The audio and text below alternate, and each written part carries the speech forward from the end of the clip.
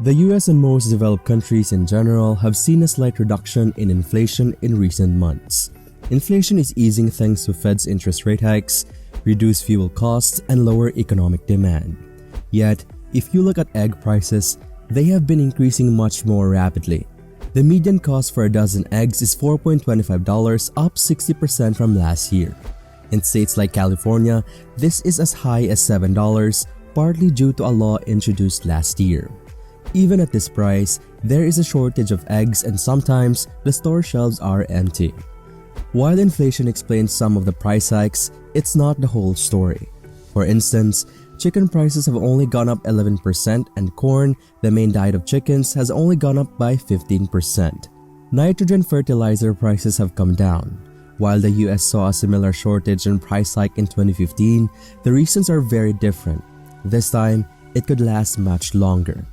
This egg shortage could have devastating effects on many people as eggs are the cheapest source of protein for most people, which is easily available. It could also affect industries like bakeries and restaurants that depend on eggs as raw materials. So, what is happening with egg prices and are they coming down anytime soon? We will talk about just that in this video. But before we do, tap that like button and subscribe. The first factor contributing to this price rise is severe bird flu affecting chickens all over the country. It has affected almost 60 million chickens, roughly 5% of the total supply. It is a highly contagious avian influenza and it seems to have spread from wild birds. Avian influenza typically starts in February and by the time June comes around, it's gone. But this time, it has lingered all year long. It was first detected in February of 2022 and outbreaks have continued since. The US has not seen such severe bird flu since 2015 when 50 million chickens had to be killed. There have been a few outbreaks after this in 2017 and 2019, but it was contained easily. This time though, it could be much worse. While the spread was primarily transmitted farm to farm in 2015, this time it is spreading from wild birds. Naturally, wild birds are much more difficult to contain. They fly in all directions and often migrate long distances. In 2015, a few biosecurity measures and isolation contained the outbreak from spreading. This time, it is not so simple. Research has shown it affects a range of wild birds who all have very unpredictable behaviors. This explains why the flu has been active for so long and it's spreading so fast. In 2015, the outbreak was concentrated heavily in 3 states, but this time, it has already affected 46 states. The shortage and price hikes are particularly bad in states like California, where a dozen eggs cost as much as $7. This is partly due to a law passed in 2018 that requires chickens to be raised in a cage-free environment. Cage-free chickens take up more space than caged ones, and fewer chickens can be raised on the same farm. Now, while this is a step forward towards animal welfare, it has caused egg prices to soar. While most media coverage has been on the bird flu, many people within the industry say rising input costs are a bigger factor than the bird flu.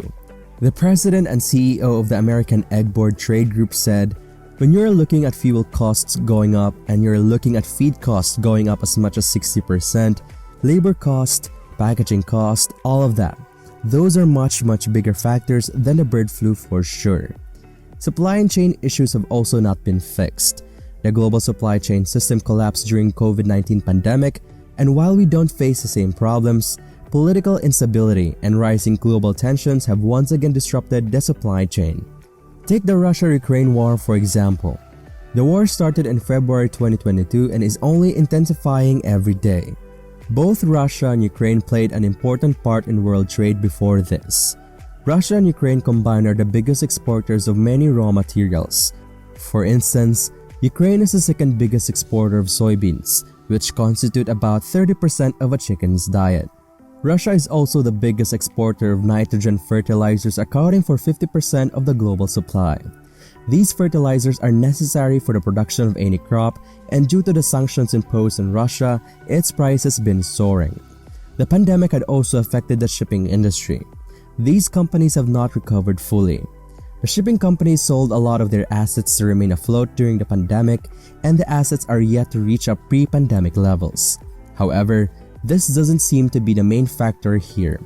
If input costs were primarily causing this shortage, we should have seen egg prices slow down with other costs. The food inflation rate in the US is just 0.3% from November 2022 to December 2022.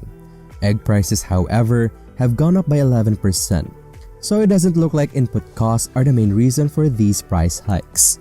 So, how are these high egg prices affecting the economy? For starters, it is not looking good for restaurants and in particular bakeries. The hospitality industry in general has been mostly unprofitable for the last few years. The pandemic caused a lot of them to go out of business, and those who survived were hit by high input costs once again. Around 80,000 restaurants closed permanently after this, and for those who survived, profit was non-existent. In 2021, it seemed like the industry was reviving as people started going out more. But in 2022, the Russia-Ukraine war and soaring input costs once again threatened their existence. Horrifying videos were surfacing on TikTok of restaurant owners paying 4 to 5 times more for electricity than a year before, and many restaurants had to close once again. This is made worse by something called price stickiness. When input prices for these restaurants increase almost every week, it's difficult to adjust menu prices accordingly. They will need to update the menu, change advertising materials, inform staff, and deal with some angry customers. So, changing prices every week is simply not feasible. That's why restaurants change prices much lower than their input costs, and this has further increased losses in this industry.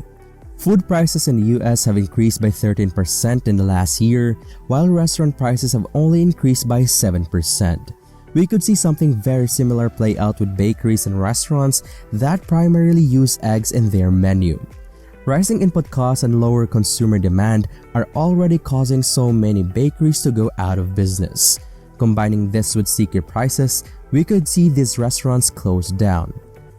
Another group hit hard by this is the farmers. You must be thinking high prices are good for farmers, but the reason behind such high prices is primarily the bird flu. They are dealing with constant anxiety and fear that their farm might be hit next. Farmers are always hit hard with the most unpredictable things, and this time it's no different. The flu has already killed 60 million chickens, and anxiety among farmers is increasing. This flu could spread literally from anything: your Amazon delivery package, your children's school bus, or even contaminated air from nearby areas. It is just too unpredictable. And if even one chicken is infected, the entire flock will need to be killed. The 2015 flu cost these farmers an estimated $3 billion, and this time it could be much worse. With over 60 million chickens already dead or killed, and the flu is showing no signs of stopping, its final cost could be in the tens of billions. Aside from financial side, farmers have reported increased anxiety and worsening mental health, according to research done by Pennsylvania State University. Cynthia Pollock, a food educator, had this to say: "When you pile things that are out of your control, such as commodity prices, payment for crops, and diseases, that adds to long-term stress." The side that's often not talked about is how high egg prices have disproportionately affected a lot of low-income families in the US. Eggs are an excellent source of protein and have historically been cheap, so it has been the go-to food for protein, and many federal programs assist in buying eggs for low-income families. But this shortage has made it harder for low-income families to buy eggs. In California, for instance, the inventory of eggs at food banks has been drying up. According to Yahoo, the shortage has been particularly tough for families who rely on the Federal Special Supplemental Nutrition Program for Women, Infants, and Children, or WIC. WIC covers eggs for 1 million low-income parents to be in California, new families, and children under the age of 5. But only a 1 dozen cartons of large white eggs can be bought with WIC vouchers. Because this is typically the cheapest product, it is now also almost impossible to find. Even after this, eggs are cheaper than alternative protein diets. For instance, a pound of boneless chicken costs $4.42, while ground beef costs $4.85 according to the Bureau of Labor Statistics.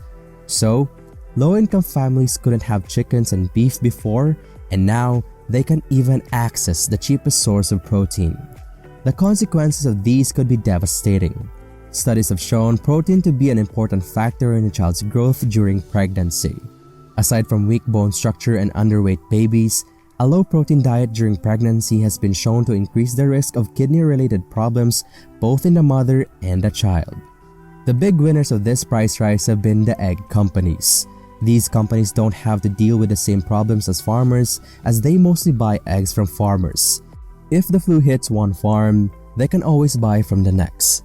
Even if they produce eggs, they are in a much better position to hedge against unfavorable price movements with financial instruments like futures and swaps.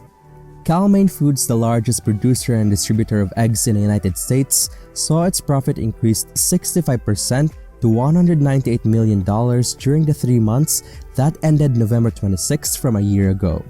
It reported record quarterly sales of $801.7 million on December 28th, a 100% increase over the same quarter in the previous year. One interesting thing about this has been how chicken prices have not been affected as much. Chicken prices on average have only increased by 11%, during the same time egg prices have increased by 60%. This might seem counterintuitive at first, but the bird flu has affected egg-laying hens much more than hens used for meat consumption. Out of the 60 million chickens killed, about 43 million are egg-laying hens. Many lessons learned from the 2015 outbreak have helped curb the spread. While the number of cases and the overall economic damage has been higher, stronger biosecurity measures and awareness among farmers have helped curb the spread.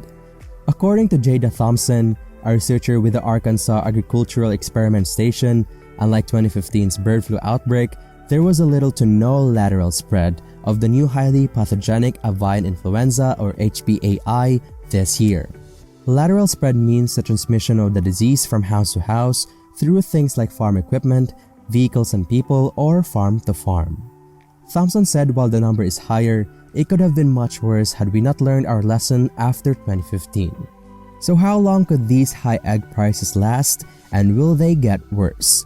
It is very difficult to predict this time. The primary cause behind the shortage seems to be the flu, and unlike in 2015 when it spread farm to farm, this time the wild birds are carrying it. The birds have very unpredictable migratory behaviors, and many wild birds interact with each other during this process. Researchers have said that wild birds could eventually develop immunity and cases could drop, but the time frame for this is uncertain. Climate change has also increased the probability of wild birds catching bird flu much more. You see, when birds migrate long distances, they make a stop at places that have ample food available, and it is usually on shores. The number of shores with such ample food has been decreasing in the past few decades, and birds are increasingly migrating through the same route. This has increased the interaction between different wild birds, and with such interaction comes a higher chance of getting infected. In fact, in recent years, the number of bird flu cases reported to WHO has almost quadrupled to 2,000 cases in 2022. On top of that, supply and chain issues have not eased very much. Although low oil prices have temporarily slowed down inflation, the fundamental issues are yet to be resolved. The shipping companies are not running at full capacity, and a lot of them have simply gone out of business. Countries are also rethinking their supply chain policies, as a lean and efficient supply chain is no longer the priority. Everyone wants a safe supply chain rather than a cheap one. The Russia-Ukraine war is also showing no signs of stopping, and the risk of food shortage has been increasing around the world. Economists believe the slowdown in inflation is just temporary, and we could see inflation for a very long time. At the end of the day, egg prices have been increasing even before the flu due to high input cost. The flu just made it worse. Even with the flu easing down, we are unlikely to see egg prices go down unless the price of raw materials like corn and soybean comes down. The consequences of this could be very dramatic for low-income families who rely on eggs as their source of protein. We could also see bakeries and restaurants close down since they are already struggling. So, what do you think is the main reason behind the shortage, and who do you think is affected the most? Comment that down below, and don't forget to subscribe for more videos like this.